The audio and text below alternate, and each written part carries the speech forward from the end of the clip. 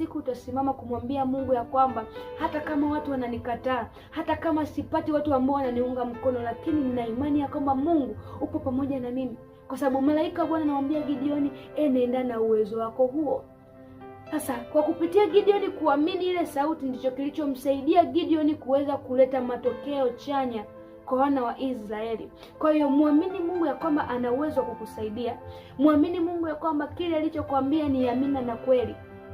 Na umwamini Mungu ya kwamba ana uwezo wa kukusaidia kupitia kile kidogo ulichonacho. Sasa watu wengi tunatamani kufanikiwa. Tunatamani kufanikiwa tukiwa na vitu vikubwa.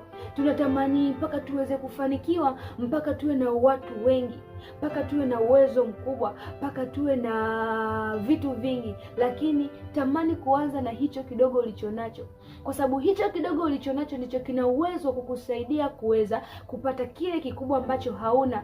Usitegemee